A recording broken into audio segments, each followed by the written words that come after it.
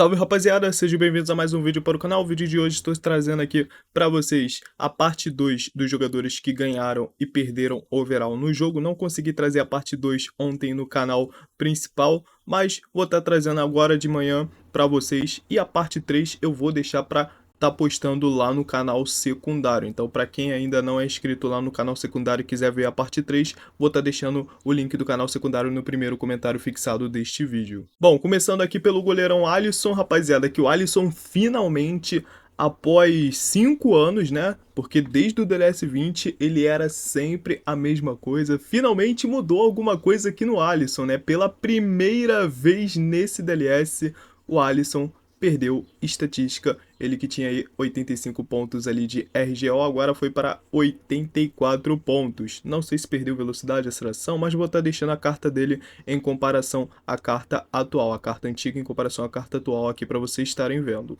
O próximo jogador é o Julian Álvares, ele que continua aí no mesmo overall, porém perdeu estatística aqui no jogo. Praticamente quase todos os jogadores que continuam no mesmo overall aqui após a atualização, quase todos eles perderam estatísticas. Porém, aqui no Julian Álvares, ele não perdeu estatísticas relevantes. Então, eu considero que ele continua sendo aqui um jogador, um centroavante, né, mediano no jogo. Então, se você quiser comprar ele, fica a critério de você. Ele não é um centroavante top, mas também não é um centroavante ruim. Ele fica aí na classificação de centroavante mediano, fica a critério do seu se vai contratar ou não. Nós temos também aqui o zagueiro Ronald Araújo, e é aquilo, mesma coisa, se não subiu ou desceu de overall é porque perdeu estatística. E Ronald Araújo não é diferente, perdeu aí 2 pontos de estatística, porém ali estatísticas não tão relevantes, apesar de uma ali ser relevante, que é o vigor ali, então vai sobrar menos pontos para você estar upando a entrada agora com o Ronald Araújo atual, porém vai ser um ponto a menos, ainda dá para deixar ele sim um zagueiro top, é um zagueiro aí que eu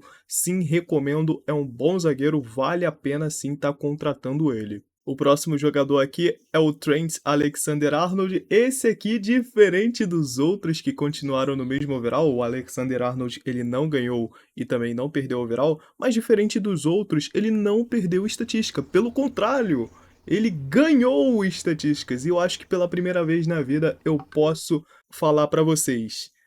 Sim, agora finalmente vale a pena estar contratando o Alexander-Arnold aqui no jogo. É claro, a upagem dele não vai ser fácil, mas agora dá para deixar ele bom no jogo, rapaziada. Ele ganhou velocidade, ganhou entrada, ele ganhou também um pouco ali de aceleração.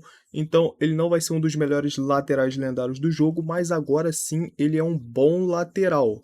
Não vai ser fácil upar ele, mas você consegue deixar ele bom aqui no jogo. Próximo jogador aqui é o Nicolo Barella, ele que ganhou overall aqui no jogo e melhorou bastante até, né? Perdeu velocidade, mas ganhou aceleração, ou seja, no geral continua a mesma coisa ali na parte da corrida. Ganhou vigor, ganhou chute, ganhou entrada, ganhou passe também. Então deu uma boa melhorada, ele que já era o segundo melhor meia central do jogo, então vai seguir firme e forte aí na segunda colocação, só que dessa vez melhor, então sim, é um jogador que vale a pena estar contratando. O próximo jogador é o meia atacante Jude Bellingham, e ele aqui que pelo menos não perdeu estatística, né? O que aconteceu aqui no Bellingham é que a estatística de velocidade que ele tinha foi transferido para a aceleração. Então, assim, continua basicamente a mesma coisa aqui no jogo e é um jogador que vale muito a pena, sim, estar contratando ele. Próximo jogador aqui é o Bremer. Quando eu vi ele de primeira mão aqui, esse novo Bremer do DLS 25, eu falei, opa, melhorou, ganhou entrada, melhorou nada, porque se ele subiu um pouquinho de entrada, arrancaram muito foi o vigor dele, rapaziada. Como vocês podem estar vendo aí na comparação à carta dele do DLS anterior. Mas ainda assim acaba sendo um zagueiro que vale a pena estar contratando ele. Tá ali praticamente no mesmo nível do Ronald Araújo, só que talvez caia agora na posição dos zagueiros, né? No ranking dos zagueiros agora que ele perdeu bastante estatística. Passando agora para o Camavinga do Real Madrid. Acabou perdendo ali um pouquinho de vigor, não muita coisa, nada muito relevante, pode-se dizer que ele continua a mesma coisa aqui no jogo, mas é um jogador que, cara, se for para atuar na posição dele, que é a posição de meia central aqui do jogo, não recomendo, rapaziada, o chute dele é extremamente baixo, aí você pode falar, pô, então dá para atuar de volante, também de volante não dá para atuar, rapaziada, você vai upar ele full, cara, ele vai passar longe dos melhores volantes do jogo. mas dá pra jogar com ele aqui de lateral, dá pra upar ele como lateral aqui no jogo. Então, se for pra usar como meia central, não compensa. Agora, se for pra contratar ele e upar ele como lateral, então vale a pena. E continuando aqui no Real Madrid, só que dessa vez indo pro gol, né? Nós temos aí o Courtois, que ganhou estatística, mas nada de relevante. Subiu ali a entrada, e como tu não vai usar aí o Courtois de zagueiro, né? Então não mudou praticamente nada. Indo agora para o rival do Real Madrid, o Barcelona de Dani Olmo, que subiu o overall aqui no jogo, foi para 81 de over. E cara, não mudou quase nada, porque a estatística que ele ganhou mesmo foi entrada. O cara tá precisando de vigor. O cara precisa de chute. Continua ruim aqui no jogo, né? Subiu 4 pontos de entrada desnecessariamente. Poderia ter subido mais chute, principalmente ali mais vigor. Tudo bem que ele é um jogador que se lesiona bastante aí, né? Mas, pô, se esses 4 pontos que deram na entrada dele subisse ali pelo menos mais um ponto no chute, mais um ponto na velocidade, mais 2 no vigor, já dava uma baita melhorada. Mas enfim, Dani Olmo subiu, mas continua ruim, não vale a pena estar contratando ele aqui no jogo. Próximo jogador aqui é o Jonathan David e deram uma baita nerfada nele, cara.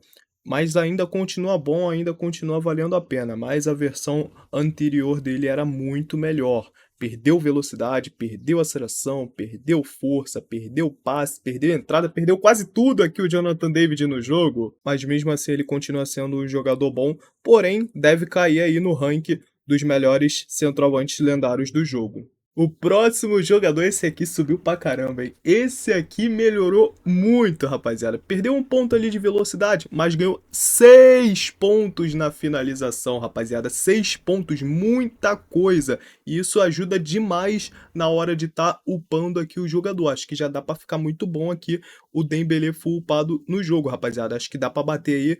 Cara, se fosse pra chutar, 100 de velocidade, aceleração e uns 95, 96 ali de chute. E lembrando também que ele é ambidestro. É claro que teria ali a desvantagem do vigor dele ser muito baixo, mas se ele for um jogador reserva no seu time, isso não vai interferir muita coisa, porque ele vai entrar no segundo tempo, vai entrar descansado e jogando apenas poucos minutos ali, apenas os 35 minutos finais, por exemplo. Então, o Dembélé é um jogador que sim, recomendo, vale a pena e deve subir bastante de posição aí no ranking dos melhores pontas do jogo. Bom, e se melhoraram muito o Dembélé, o Dybala pioraram muito, rapaziada. Perdeu velocidade, perdeu controle, perdeu entrada, mas principalmente acima de tudo, o cara perdeu muito chute. Ele perdeu 3 pontos de finalização aqui no jogo, rapaziada. Zoaram demais com o Dybala aqui no jogo. E olha que ele nem caiu de overall. Mas é como se tivesse caído, porque a quantidade de estatística que ele perdeu foi muita coisa. Ainda vale a pena estar contratando o Dybala? Ainda vale a pena, mas não vai ficar mais tão bom quanto antes. E lembrando que ele tem um fator negativo ali do vigor, vai ser um jogador também que vai cansar rápido. Então é um jogador que, assim como o Dembélé, eu recomendo mais pro segundo tempo, caso você contrate ele. O próximo jogador é o Phil Foden, ele que perdeu o overall aqui no jogo, perdeu alguns pontos aí no chute, ainda continua bom para estar atuando na ponta. Ele, é claro, a versão dele 84 não batia de frente com os melhores pontas do jogo, então obviamente que a versão dele 83 também não vai bater de frente com os melhores pontas do jogo. Mas ainda dá para ser um bom ponto, então ainda assim vale a pena estar contratando ele. Porém, a melhor posição que dá para colocar o Phil Foden aqui no jogo é de meia atacante. Cara, de meia atacante ele fica top, rapaziada. Tanto no overall base quanto full upado. Então, se você for upar ele como ponta, vai ser um jogador ali razoável para bom. Se for upar ele como meia atacante, vai ser um meia atacante top. Fica a critério de você como vai upar o Phil Foden. O próximo jogador aqui é o Gakpo, subiu de overall, ganhou alguns pontos ali na velocidade, no chute, também ali na entrada, melhorou um pouco, mas é um ponta que não vale a pena, ou não recomendaria você estarem contratando e upando ele aqui no jogo. O próximo jogador é o Gundogan, da equipe do Manchester City. Esse aqui perdeu 2 pontos de overall. E, cara, já não vale mais a pena estar contratando ele aqui no jogo. Ele perdeu velocidade, perdeu aceleração, perdeu força, perdeu chute, perdeu passe e também perdeu controle de bola. Perdeu quase tudo aqui o Gundogan no jogo. Jogador que agora, na minha visão, não vale a pena estar contratando. Continuando no Manchester City, dessa vez indo para a defesa, nós temos aqui o Gvardiol, ganhou overall, melhorou bastante até aqui no jogo, ganhou velocidade, ganhou bastante vigor, ganhou bastante chute também aqui no jogo, mas como ele é lateral aqui, o chute não vai fazer diferença, não. O que vai fazer diferença mesmo aqui são os pontos ali no físico, porque antes você pegava o Gvardiol, upava full físico, não sobrava nenhum ponto para você estar subindo a entrada dele. Agora vai sobrar sim alguns pontos para você estar melhorando ainda mais aqui a entrada do Gvardiol no jogo. Então quem sabe aí você dando sorte aí na upagem do Gvardiol, deixar ele aí full 100 na parte física com 87, 88 de entrada agora.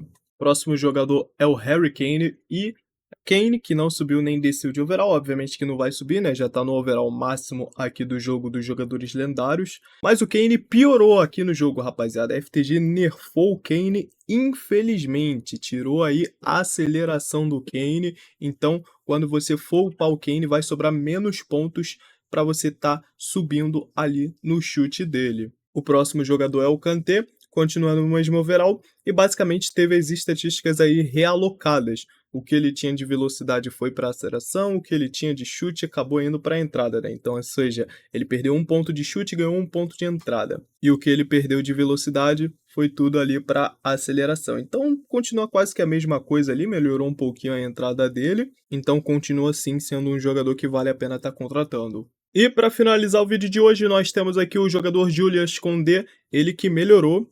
Não muita coisa, mas, pô, já é alguma coisa, né? Subiu ali um ponto de entrada dele. Rapaz, lateral com 89 de entrada base, rapaziada. Então é aquilo, como ele só subiu um ponto aí na entrada, pra quem já tem ele full upado, não compensa tá reupando, mas pra quem não tem ele full upado, compensa muito tá contratando aí o Koundé 82 e tá upando ele, afinal ele é o melhor lateral do jogo. Enfim, rapaziada, esse foi o vídeo de hoje, eu espero que vocês tenham gostado, eu aguardo vocês aí no vídeo lá do canal secundário que vai estar saindo daqui a pouco, vai estar saindo aí por volta de umas 3 horas da tarde, beleza?